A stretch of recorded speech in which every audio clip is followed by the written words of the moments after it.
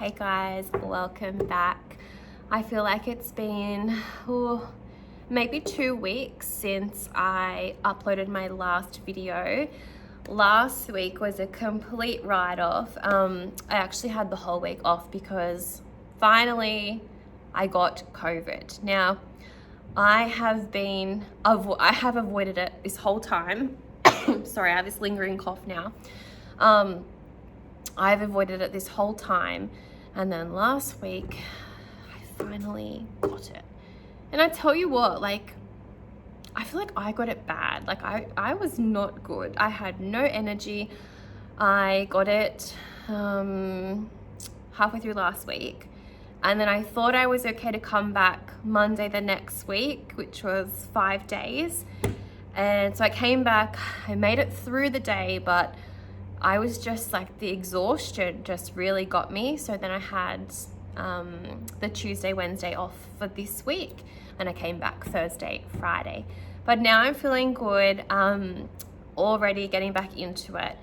But yeah, I just have this lingering like cough that I feel like I need to constantly clear. So if you hear me doing that, like that, that's why. Anyway, when I was away, my SLSO messaged me and she said, is there anything that you want to like have done while you're away? And I said to her, that she could start taking down the artwork if she liked. So she did. And then when I walked in on Monday, the classroom, it just looked so sad.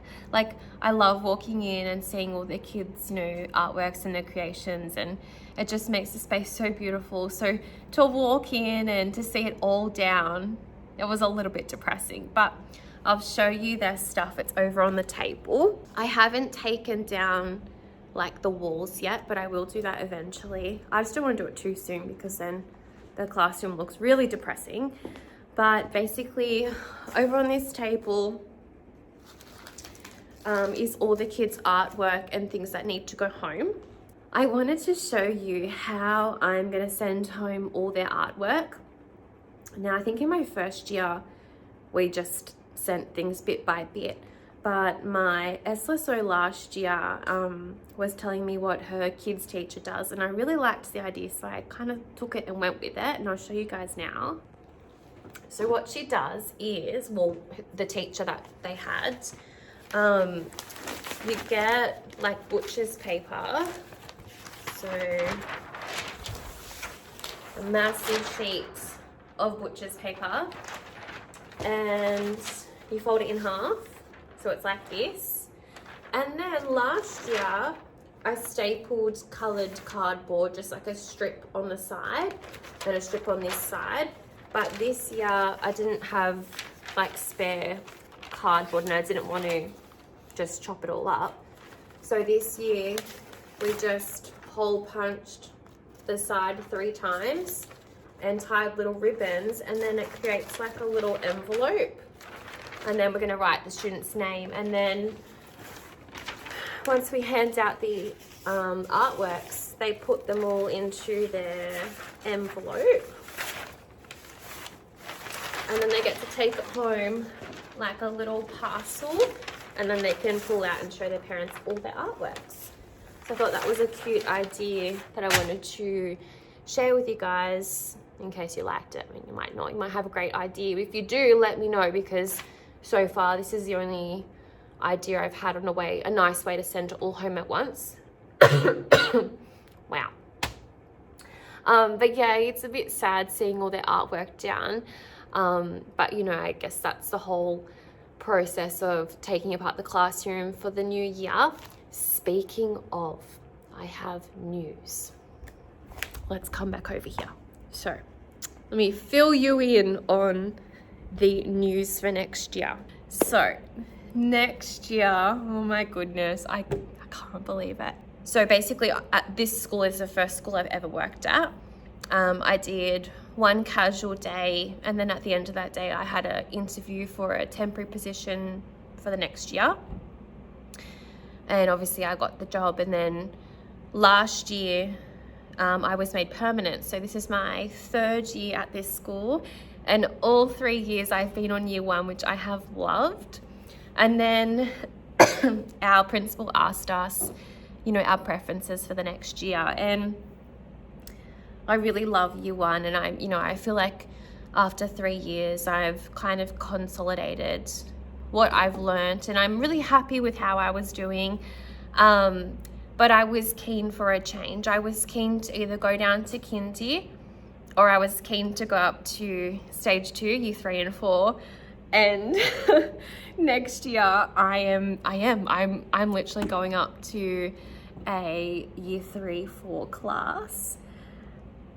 And like, now that it's happening, I feel like I'm semi like freaking out, because I feel like I don't know anything. Like I'm comfortable with year 1. It's all I know.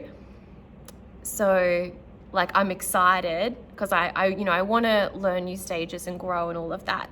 But at the same time, like last year when I found out I had year 1 again, I was excited in the sense that I knew what I was going to do. Like I was confident in my teaching.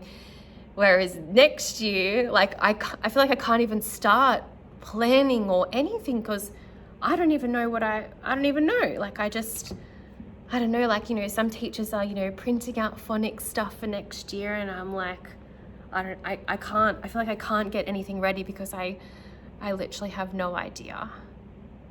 So if you're someone who's moving stages, like complete different stages, I'm with you. I have no idea. So I'm glad I'm going to be with a partner teacher who has been on that stage, who's amazing, who knows it all. So I feel like I'm going to be a little sponge next year, just like soaking it all up. But yeah, that's the exciting news for next year. I still can't believe it. Like, because I've only ever been on year 1, and I see like the year 3s and 4s on the playground. I'm like, oh my goodness, they look so big. Like, I don't know. But the good thing is the year 4s will be my first ever year 1 class, and the year 3s will be my second ever year 1 class. So I do know the students, I know the cohort, so I'm really excited about that. But yeah, I don't know. I'm excited, but I'm nervous. Probably more nervous than excited, but challenge accepted. Anyway, the point of this video was I wanted to show you an activity that I'm setting up for next week for guided reading. It will probably be our last week of guided reading, so we wanted to finish off with a fun one. The topic is inferencing, which is probably my favorite guided reading topic. And yes, I've done this activity before. I'm pretty sure I even had it in a previous video that I made. But basically what I'm going to be doing is setting up a crime scene in the classroom with some dinosaur footprints, and on Monday when the students come in, they have to use the clues from what's been left in the crime scene to figure out what has happened. And the activities for guided reading will be all related. So one of the activities, they'll have iPads and they'll have to record what they think has happened. And there'll be a little fossil digging activity. So basically all activities will be relating to the crime scene. It will kind of run the lessons for the week. But yeah, I'm going to do that now. I'm going to set it up. I'm pretty much going to set it up like I did the year before. So I'll show you a picture from then. The only thing I will say, last year, I don't know why, but I used flour to make the footprints. And oh, that reminds me, I haven't printed them. So I have to print the footprint and then I'll have to do it. But I had a stencil and then I sprinkled flour on top, which was all good, except when the kids were cleaning one day, I was just going to get the cleaner to vacuum it up.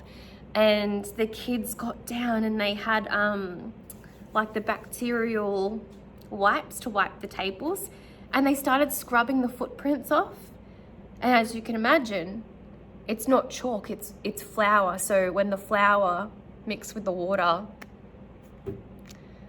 yeah, it became a bit of a, it was really hard to get off after that. So don't use flour, use chalk. Anyway, I'm gonna go print a footprint now. I think I know which one I'm gonna get. Actually, I'm gonna search for one now because I don't have it saved from last year.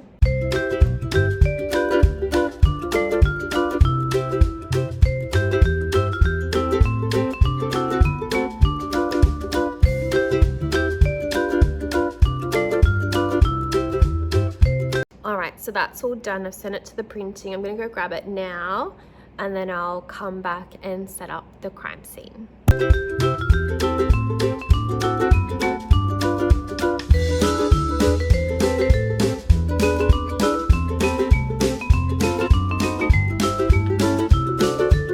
So I have printed the footprints.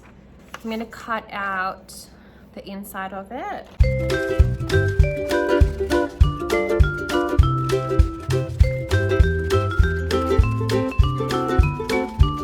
Okay, I have cut out the stencil.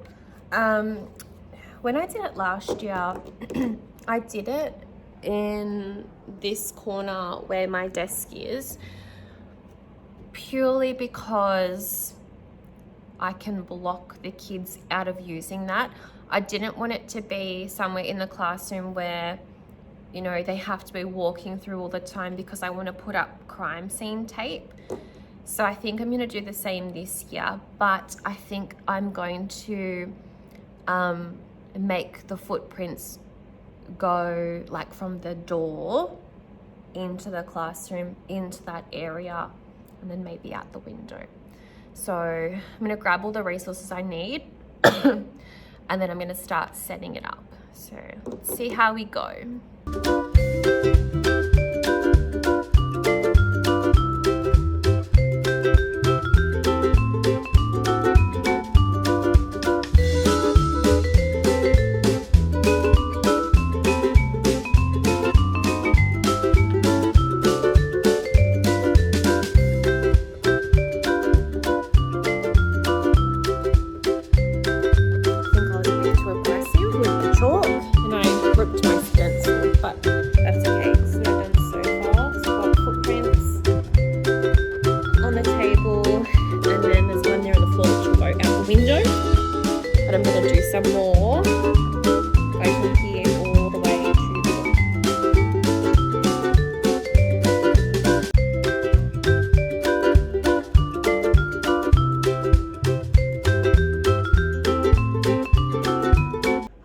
Exhausting. So the footprints are all done.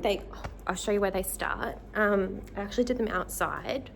So they go from the grass, footprints into the classroom, and then they go all the way to the green table.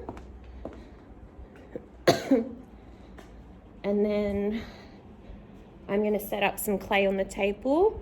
And then there's one there, so it looks like it's kind of hopped out the window. I might even ask Mr. Green, our groundsman, to maybe take off the fly screen on Monday. That way it looks like it's literally hopped out the window. But I'm going to put the clay on the table, smash it up a little bit, and then put up the crime scene tape.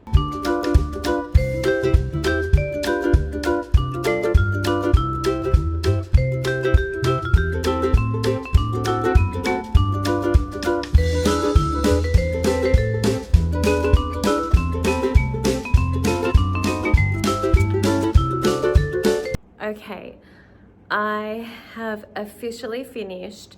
That took a really long time. I didn't show you guys all of it just because I went outside. So I'll give you a little tour of outside and then I'll come inside and show you the rest.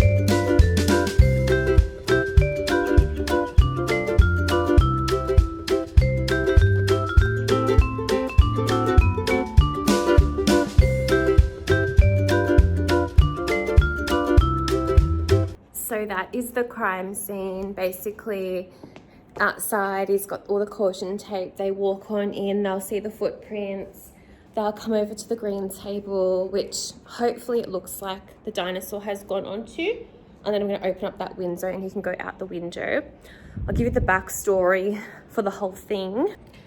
Backstory is, well, last year I had told the kids that we were having a visit from Max, the paleontologist, and he was bringing in some new fossils.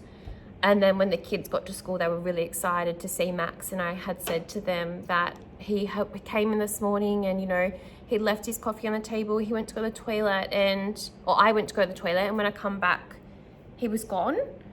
And then they were like, oh my God, you know, a dinosaur's taken him. That was the plan, but I actually forgot to tell the kids about Max. So when I was putting it together, I was like, what could have happened? So I think on Monday, I'm going to tell them that on the weekend, you know, there was a break-in in the classroom, the police came, but they couldn't figure out what happened. There's these massive footprints on the floor. So they said that we can investigate. And I was going to say that, you know, we were going to close off the classroom and not use it, but they thought that we were really, really clever and we could solve the mystery of what happened. And then I'll let them in, let them have a look and then go from there. So I think that's going to be my story. But yeah, I'm really happy with it. It took longer than I expected. I mean, I wasn't going to do the decorations outside, but then I thought, yeah, why not?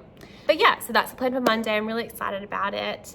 But that's pretty much the end of this vlog. Thank you for watching. I hope that you enjoyed, and please remember to like and subscribe.